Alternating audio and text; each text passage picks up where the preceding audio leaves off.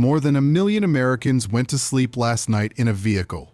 Not a shelter, not a friend's couch. A car.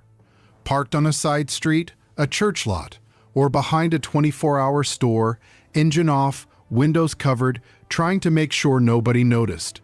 And here is the thing that makes this different from what most people assume. Many of them have jobs.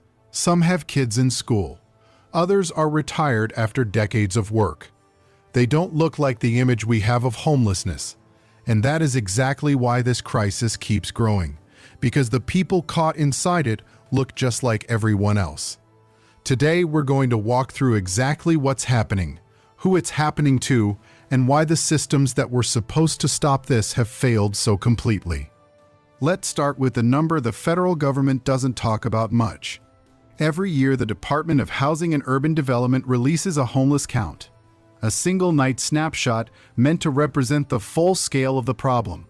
But here is what that count actually measures: people in shelters and people visibly sleeping on streets. It does not count the family in the minivan parked 2 blocks from the elementary school. It does not count the man sleeping in his truck outside the warehouse where he works the early shift. It does not count anyone who has decided, deliberately, to stay invisible. And that invisibility is not an accident. Families living in vehicles rotate locations every few nights to avoid being noticed. They choose quieter residential streets. They keep curtains across the windows. They leave before dawn. They do everything possible to look like they belong, because the alternative is a fine, a tow, or something worse. Researchers believe the true number of Americans sleeping in vehicles on any given night is dramatically higher than what official data shows. In California alone, vehicle dwellers make up close to 40% of the unsheltered population in certain areas.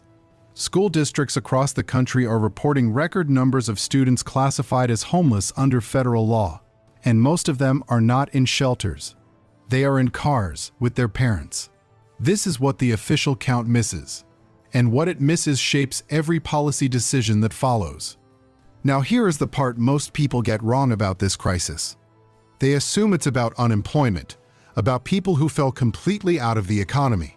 The data tells a very different story. One of the fastest growing groups living in vehicles is employed, full-time employed, people who wake up in a car, drive to work, put in 8 hours and drive back to a parking lot to sleep. Researchers have a name for them: the working homeless. And the reason they exist is not hard to understand, even if the implications are uncomfortable.